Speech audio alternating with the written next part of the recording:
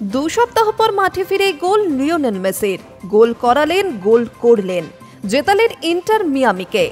৪৫ মিনিটে পরিবর্তিত ফুটবলার হিসেবে মাঠে নেমেও দু দলের মধ্যে পার্থক্য করে দিলেন আর্জেন্টিনার বিশ্বজয়ী অধিনায়ক।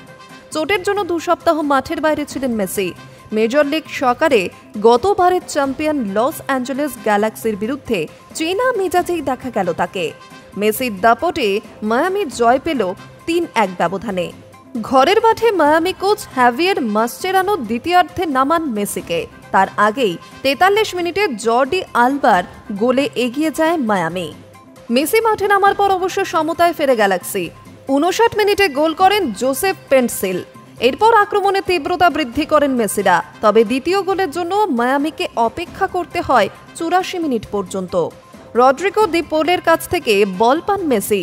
বক্সের বাইরে থেকে বাঁ পায়ের নিচু শটে বল জালে জড়ান LM10।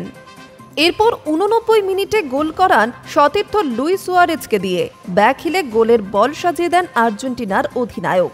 এই নিয়ে এবারের মেজর লিগ সকারে ১৩তম জয় পেল মায়ামি। গত ২রা আগস্ট লিগস কাপে নেকাক্সার বিপক্ষে ম্যাচে পায়ে চোট পান মেসি। ম্যাচের ১১ মিনিটে মাঠ ছাড়তে হয় তাকে। চোটের জন্য খেলতে পারেননি লিগস কাপ এবং MLS এর ২টি ম্যাচ। High news network.